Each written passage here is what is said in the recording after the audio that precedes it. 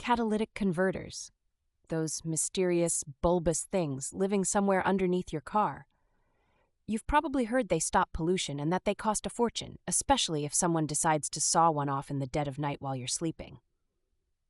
Fun times. But how do you actually tell if your catalytic converter is working?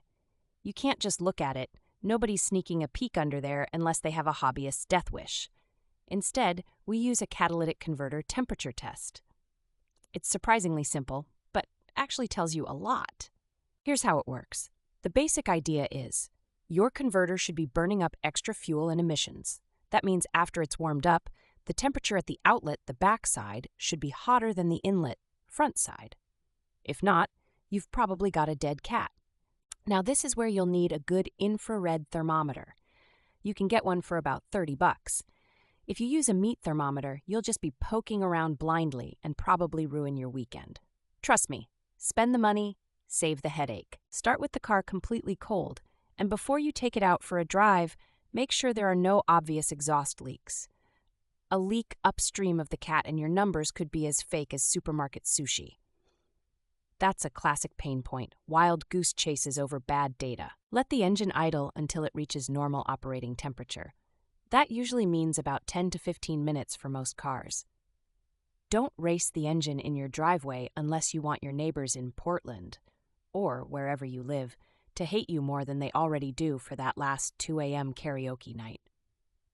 With the engine still running, point your IR thermometer at the front end of the catalytic converter. That's the side connected to the exhaust manifold. Jot down the temp. Then immediately measure the temperature at the rear end, where the exhaust heads out toward the tailpipe. You want to see a difference of at least 100 degrees Fahrenheit, or about 55 degrees Celsius between the rear and front. Rear should be hotter. Anything less and your cat is probably cooked, or more likely not cooking those pollutants like it should. One number never tells the whole story. If the output temp is lower than the input, you've definitely got issues. Maybe your converter's clogged, or maybe it's just exhausted, pun intended. Sometimes you'll chase other symptoms like loss of power, rough idle, or a sulfur smell. Rotten eggs galore. Pro tip for the lazy. If you ever see glowing red under the car at night, that's not a good sign. That's heat from raw fuel burning inside a clogged cat. Your car is now a mobile fire hazard. Walk away and call a pro. Don't forget to check both banks on a V6 or V8 engine. One side can be golden, the other could be toast. It happens all the time. If all your temps are low, your engine could be running too lean.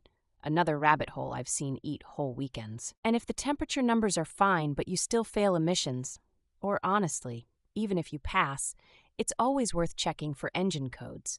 A failing O2 sensor or minor misfire can murder a new converter in months. Seriously, don't cheap out on diagnostics now only to pay triple later. If you want to geek out, get before and after readings after a quick highway run versus just idling.